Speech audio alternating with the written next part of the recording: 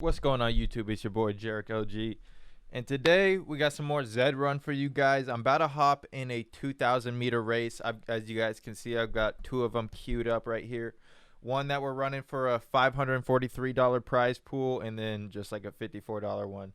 But this one is class 1. So we got about 2 minutes left until it starts. But what I've noticed with Diamondz is like I was running him at 1,600 meters is because that's where I was pulling my best odds. But if I just, it's because my very first race was 1,600 meters, which just basic, and it was super low odds, like 3.9.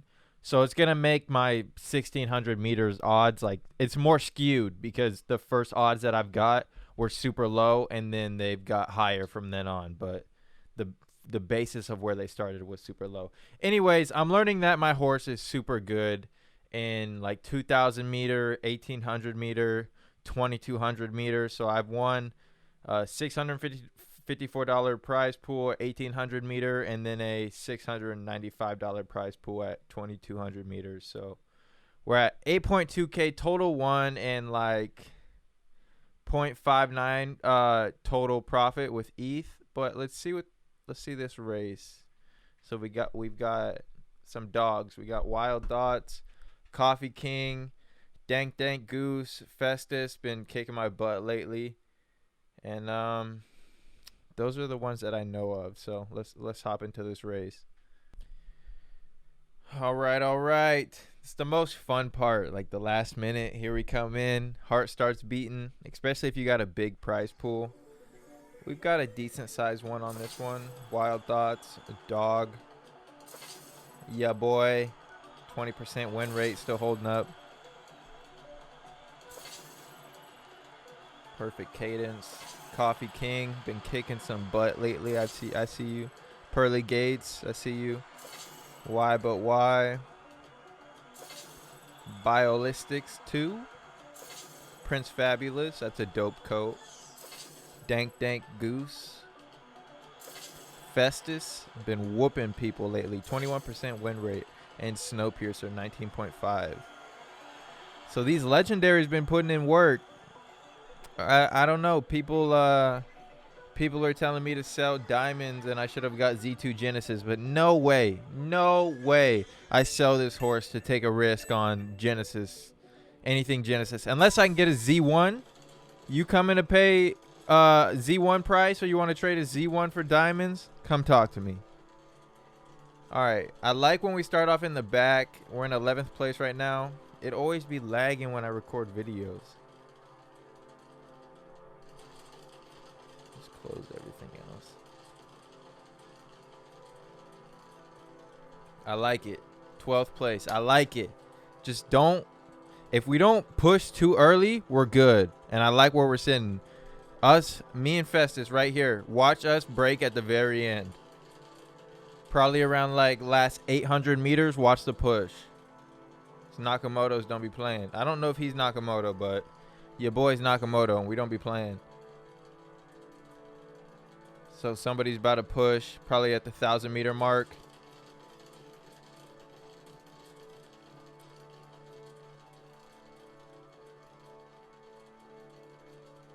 Still pretty close. Everybody's still pretty tight. All right, there goes Wild Thoughts. Let's see if it was too early. Diamondz in 11th place. Wild Thoughts is pushing. Here comes Coffee King. Where are we at? Let's zoom out. Oh my gosh. Way back there. Come on, son. Pick it up. That's ridiculous. Come on. Pick it up. 8th. Pick it up. Let's go. Come on. Bring it in. Let's go. I told you Nakamoto don't be playing. Place. Wild Dots. Wild Dots is a dog. You guys saw that comeback. I might have been zoomed out too much, so I might have jacked that up. Don't hate on me, all right? This is like my first race video, my second one. So if I had that camera angle bad, my bad. Woo! Talk about a comeback. I had to zoom out so far because my boy was deep. He was like 12th place. Oh, I started to lose faith for a minute, straight up. Man, that's what he does. That's what he does, though. Go look at his races. Go look at him. That boy will be in 12th place. Wild thoughts. I see you. I see you. Let's see the odds on that race. So we got second. He pulled 9.3 and I pulled 8.5. So odds almost played out. I should have got first, but whoo! Came from like 12th. All right, so besides the race, what I wanted to talk about in this video is just what I've learned. So I'm not an OG in this game. Like, I've been in this game for a week or so, but I've learned quite a bit in a short amount of time. So I just kind of want to give like another beginner my perspective. It might be a little skewed because I did pull a super good racer, which I hit the lotto, like I said, like, but it can happen. That's all I'm saying. I mean, I just got lucky, but it happened. I've seen it happen for other people, so that's all I can really say on that. But what I've learned, while odds are still around, is that that's the most important thing. Is if you're new to Zed and you haven't pulled the trigger yet, I would say like non-financial advice, but now is the time to pull the trigger on a horse because odds are still around. So if you pull a super killer horse or if you pull a dud horse, you're going to know right away with these odds. Now, people are still saying odds aren't everything, and that's correct. Like, you may just have a certain meter specialist, a horse that is a crimson chin that is just a beast at 1,000 meters, but maybe not the best at 1,600 meters. So later on in the game, you're going to have to test all this stuff out without odds, and who knows, you might just be like on a losing streak and your horse might be super dominant in 1,000 meters, but you haven't tested it there. So you would sell it. Someone else that knows the speed analysis would pick that up, and then they got themselves a killer, which you didn't even know about. So I would say best time for a beginner is to get in right now while odds are still around. And what you need to be doing is you need to be on Know Your Horses or HawkU or MJ Informatics, Zetalytics, zedrun.tools, a bunch of websites so you can just see your horses like speed analysis, their preferred distance, where they're winning at, where they're pulling the best odds, and just this is where you can see like your profit and all that stuff.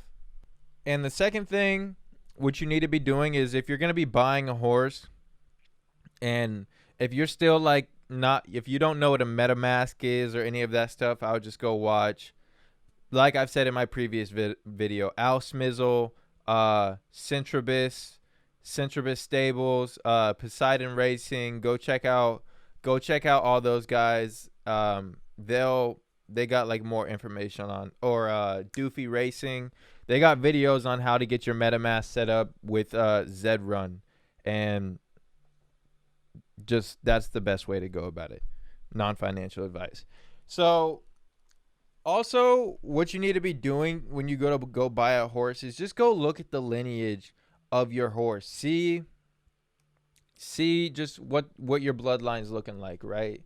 So you can just go type in your horse's name or the horse you're looking to buy's name, and then just go see their bloodline on zedrun.tools. So for Diamondz, I typed, well, he was unnamed at the time, so I don't even think I looked. I bought an unnamed foal, so I'm not sure if I looked. If you're able to look that up. But if you're buying if you plan on buying a named horse, just come over here and look at their lineage and see if their blood's getting mixed in with other types of horses' bloods, what genotype their parents were, and all that stuff. So once you got your horse and you're in Zed Run and you're all set up, one thing you want to do is protect your horse's win rate or perceived value. So if you have a winner, like, just find out where your horse is good at racing and race it there. And if you can stay in a lower class, obviously that's like better. But if it's a good horse, it's going to go up in classes. Like Diamondz, I ran my Griffin. I won the Griffin, and then I classed up to class 2, I believe. I've got knocked down to class 3 once, and then now I went from class 3 to class 2 to class 1. And I'm kind of teetering between class 2 and class 1 at the moment.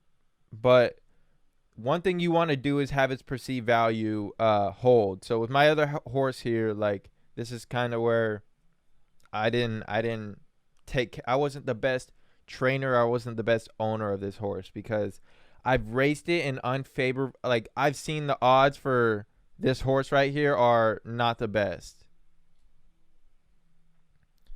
Like I'm pulling average odds of 16.4. And I pulled an 11. I pulled an 11 once, but still, it's. I shouldn't be racing this horse. Like if I want to resell it, or like if someone goes to go buy the offspring from this horse. Now, this is just all perceived. Some people might care if the mare is a. Some people might want a racing mare, so you're gonna want to have like a high win percentage. Good odds, or just keep it unraced. Or some people won't care and they'll buy an offspring from a mare, even if it's a donkey, basically. So it's really just how you think people are gonna perceive your horse. But the way I plan on looking at breeding is breeding with racers. So I'm gonna look at now. One thing you can get caught up in with racers is some people will prop up their stats with fake or with free runs. So if you're going to go buy a horse off OpenSea, watch out for that, because you might go type in a horse and be like, oh, this horse is killer, right? I'm not going to blast out anybody's horse right now, but people know who they are. Like they put their horse in free runs so they can go up against weaker competition, pull amazing stats, and be like, oh, this horse is a killer plus infinite ROI. But really, it's if you put that in some paid races, I bet you those odds will get jacked up. But once odds go away, people aren't going to know that. So they're just going to look at that. You'll really have to come down here and see and look at the entry fee. If it's just 0-0, then they're just putting that horse in free races and padding the records. So all in all, what I would say you need to be doing as just a beginner person in Zed, if you have a U-shaped horse, it's naturally going to fluctuate. It's going to go up classes and it's going to go down. So that's currently what Diamondz is doing. But if you have like a horse that is placing a lot, that could be good for tournaments. Like, so if you're a new person, I wouldn't just, not financial advice, I wouldn't just go and sell this horse that is placing first, second, third, fourth, fifth, sixth a lot. And maybe not so much 7 through 12, because that could be a tournament horse. Like say there's a tournament and top 6, and there's 3 rounds. Top 6 are going to move through. Then that horse will be a really good tournament horse. And if you have a super stud, like another horse that you can put in that race, then you're rolling. Like, you're good. So you gotta think long term about Zed. Like, do you think this game will be around? Yes or no? So if it's yes, and if you think Zed is gonna work out long term, then how big can this be? The Kentucky Derby is pretty big if you think about it. So with all the human rights stuff, and if just everything with like not racing horses until they're dead. I've heard other YouTubers say this, like horses were ran in the Kentucky Derby that were too old or almost dead, or just and for the regular person, the upkeep or the entry fee to horse racing is a lot. And the pay for the food, the vet, all that stuff, travel, everything. That's a lot of money to maintain and to possibly have a racer. With this, you just go on OpenSea, go scratch a lottery ticket, and if you get a good one, then you're possibly getting something that'll make you 0.663 ETH in like a week. Not saying that's gonna happen for everybody. That's not what I'm saying, but I'm saying it can happen because it's happened for other people and it's happened for me. It'd be naive for me to say that, oh, I just got super lucky, it can't happen for you. Like, obviously we're not going to see the people that don't win. That's with anything.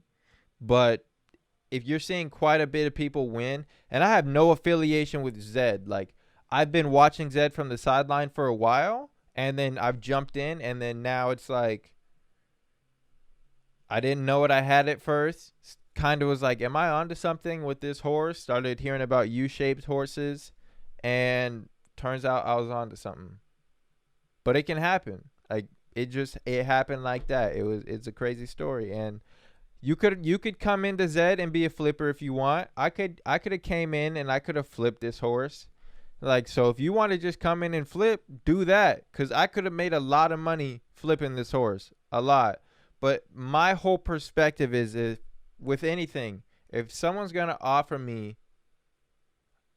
8 Ethereum for this horse, then for some reason they think it's valuable. More like it can make that back somehow. So I'm like, okay, I'm just going to use this as my centerpiece. If you hit a lotto, why just give away an opportunity that you were given? If in a game where you can build off of something like a puzzle piece, if you have a strong puzzle piece, then you can just build like, or if you have a strong base for anything, then you can build a pyramid, but you need to have a base.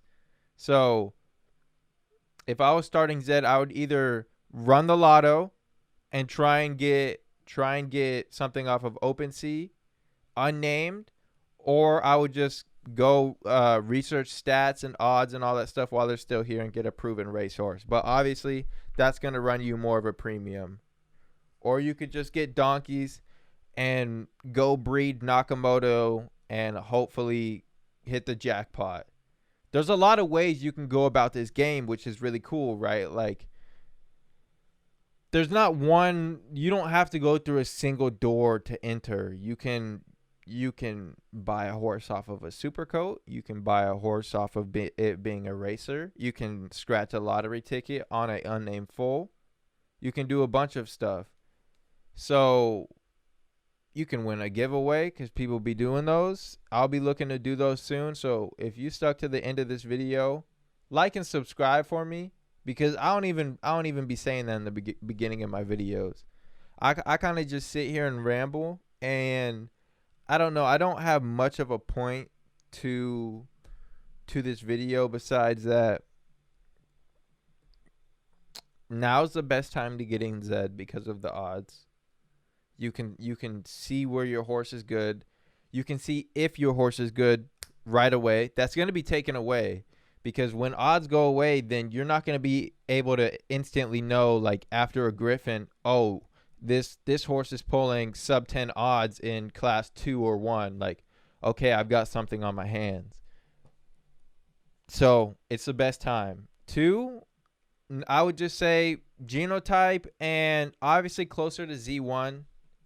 The way I look at Z1 is like they're obviously like the gods of the game, right? So I look at Z1, they're the gods of the game. Those are the things that you're going to always want to go back to in breeding. My plan for breeding is very simple. I'm just going to always go back to Z1 Nakamoto. It's very simple. Just because I believe that they have the best traits and Nakamoto will pass down the best traits. Just everything about that, I believe, will produce the best offspring. So that's my strategy for breeding. So if I had to say anything about breeding, I would just say go closer to the Z1s if you can. Go Genesis and go Nakamoto. That's my plans, and we'll see how it works out. I'm not going to actually say to do it because I haven't done it yet. I'm just going to say that that's my plan. So 3, also, if you have a racer, I would just say race it in the cheapest races. I didn't necessarily do this. I just kind of like I said, my perception might be a little skewed because I pulled a really good horse as my first horse. But not pulled, I went and bought, but still same thing. So my perception might be a little bit skewed, but because I went in and I just put my horse in like $50, $25, $15 races, buy-ins. But I guess the best way to figure out if your horse is good is to put it against a tough competition. I figured that out early while odds are still here.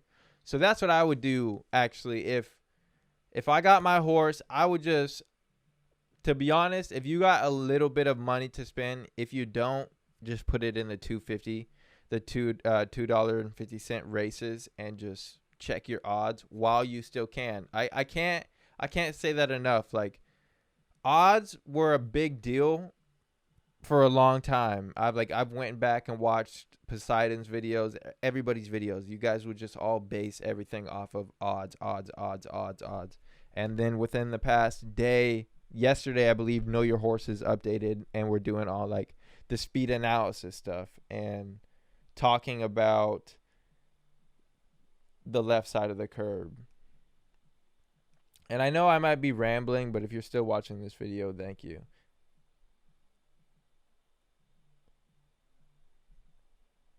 So basically what I got from the video with Al Smizzle and the dude from Know Your Horses, I believe he owns Vanilla Bean, is that you just want to have a bigger gap. Come on now. A bigger gap on the left side of this bell curve. So at 1,000, we've got a decent gap. Not so much at 1,200, 1,600. I thought we were good there. 1,400, a pretty good gap. 1,800, a nice size gap. 2,000, a good gap before it starts to curve up. 220 as well. 2,400, and then 26. I've ran it once, so I'll have to start running that more. But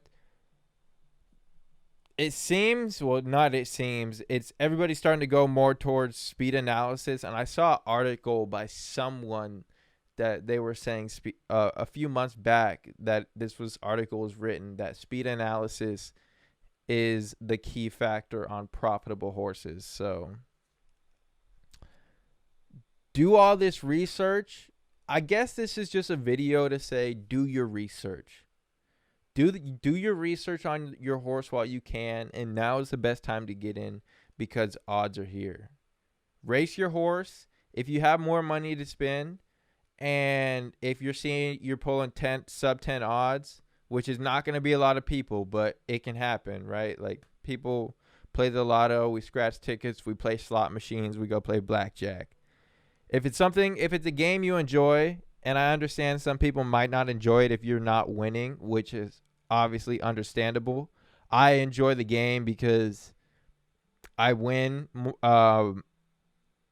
like as much as I lose right here, but the pots I win are big enough to keep me profitable. So if you're able to get a profitable horse, that's probably the way you'll look at it, is the pots will be big enough for you to be profitable. And it can happen, and it's even better when you get to name the horse. But that's kind of my ramble. I don't know what I'll title this video. Something like Zed for Beginners, and we got the race in the video. But yeah, so if you stay till the end, thanks for watching my ramble. I'll catch you guys in another video. Have a good one. Peace.